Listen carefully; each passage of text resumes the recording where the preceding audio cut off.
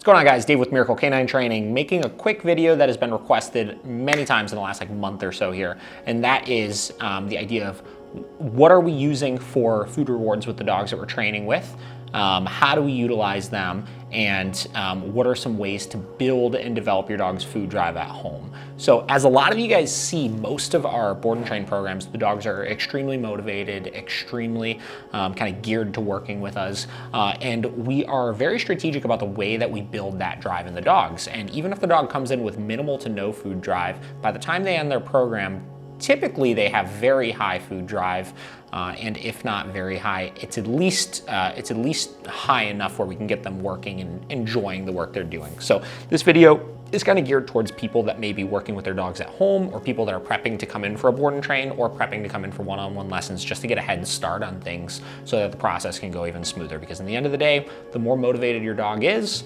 the easier and the funner the training process is going to be for your dogs. So first and foremost, how do we utilize the food in the board and trains? So right off the rip, when the dog comes in for training, one thing that we do is we will put in place a plan for how is the dog working for their meals. So all of the dogs get a meal in the morning, but after that morning meal, the remainder of their daily food portion is portioned above their crate, and it's distributed to them throughout their training session. So they're learning that they access food by working for it, essentially. Even if dogs come in that have no food drive or are used to being free fed or whatever, we will implement this process, and we'll do it in a couple of specific ways in order to develop that food drive.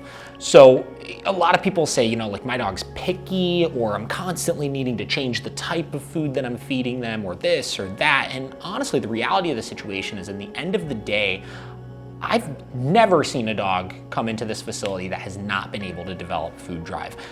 The majority of the problem with these dogs at home is that they're being overfed, and they're feeding in inappropriate ways that are inhibiting that ability for them to develop drive and develop some degree of importance behind this resource, right? So here are some tips on things you could do with your dog if they do not have food drive. Like we talked about, in the end of the day, it's usually due to overfeeding that they have no food drive. So what we need to do is we need to get them on a schedule first and foremost before we start the process of teaching them to work for that food. We need to teach them the importance of, when food is presented, you eat all of it until it's gone, and then you wait until your next meal to get it. So here's what I want everybody to do with their dogs if they're struggling with food drive, or if the dog does not currently do that and is not very motivated for it. First and foremost, how much are you feeding your dog?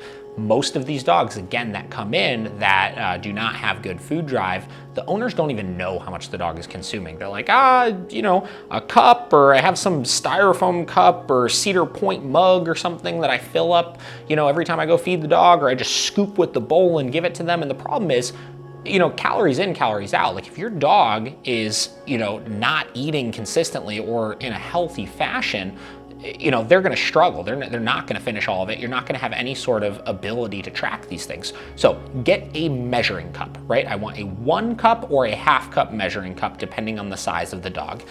From there, what you're going to do is you're going to start for 1 week. We're going to take this in 1 week increments. For 1 week, you're going to measure out how much food you're giving the dog. Flat cups, any amount that you give them, it's 1 scoop, not heaping, not less than, flattened to the top. And you're just gonna figure out, what about am I giving my dog? From there, you're gonna feed twice a day, right? Morning time, evening time. Obviously, if you have a puppy and you need to do a middle of the day meal, or if there's any health conditions or anything like that you need to do, that'll be a separate conversation, obviously. But you're gonna measure out the cup, you're gonna provide your food in the morning, you're gonna do, say, 1 cup in the morning, or 2 cups in the morning, or whatever it may be. Present your food, leave it down for 10 minutes.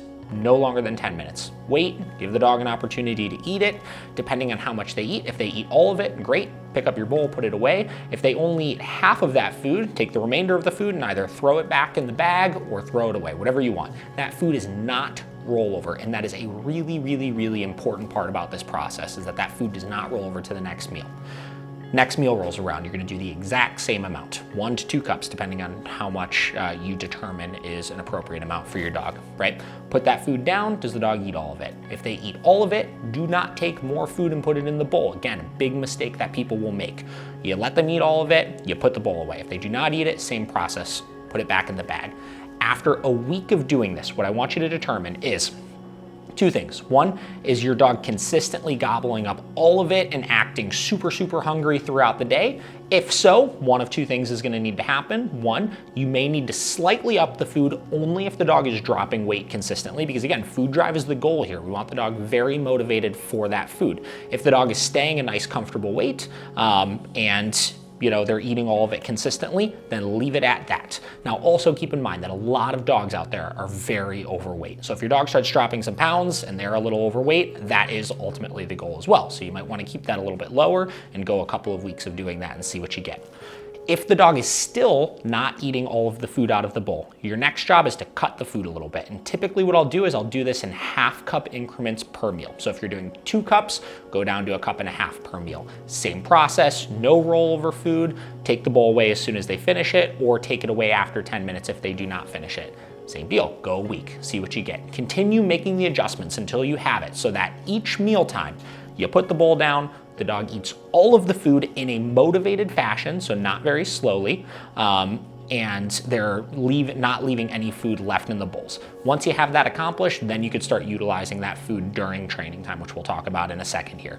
Now, the reason why the food rollover is the biggest mistake that people will make is because, say we're trying to adjust a feeding schedule, right? And a dog is used to just eating at really weird increments throughout the day. They'll eat like a couple bites in the morning, then be starving in the evening, and then the next day not even touch their food when it's put down. It gets all out of whack because we're feeling bad that the dog eats all the food and they didn't eat anything in the morning, we throw more food in and then they overeat in the evening, so the next morning they're not hungry anymore. Again, it's defeating the purpose. We're trying to get them on a consistent schedule, and if they only eat nothing in the morning and a cup in the evening and they're still really hungry, and normally the goal is to have them eat 2 cups a day total between morning and evening, well, the next morning they're still gonna be hungry, and then they're gonna eat all of that food in the morning, and it'll balance out and it'll be appropriate. Then the next evening they'll get it. And this may take a couple of days to even out with the dog, so don't be surprised if they skip a couple of meals throughout the process. Again, super, super, super normal. So first step, get your dog on a schedule, get them consistently eating the food in a motivated fashion. And also one more note on that, don't be surprised if you get down to like a seemingly really low amount of food. Most dogs aren't very active. Most dogs, they don't factor in the breed on like the bag of food. Again, bags of food, they typically tell you way more than you need to actually be feeding the dog, because their goal is to sell dog food, obviously. That's the market that they're in. So don't be surprised if you have a larger dog that's only eating 2 cups a day, right? Or you have a really small dog that's only eating between 1.5 cups and a cup a day, right? That's not uncommon at all. Just factor those things in and just go off of how the dog is responding when you put the food down. So once you have the dog eating consistently on a feeding schedule, ways to implement this at home. If you're in a training process, pick the time of the day you're gonna be working your dog and portion out their meal and use their meal for the training, right? So consistently do your training right around when dinner time would be. Take your dinner, put it in a treat pouch, and work the dog for that dinner, right? Don't factor in adding treats or this or that. We don't add any of that stuff into it. There are no treats used in the training process here. We only use the dog's daily kibble because we are trying to keep 100% consistency to the amount of food that the dog is getting.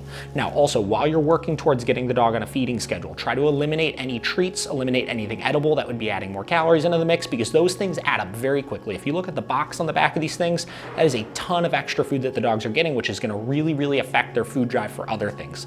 Again, food in itself, kibble, if you teach the dog to work for it and you teach the dog to be on a consistent schedule, is plenty motivated enough for any of these dogs. So keep those things in mind. Work your dog for your food, build their motivation, build their drive, get them on a consistent schedule, and you're gonna see your training get so much easier in the long run.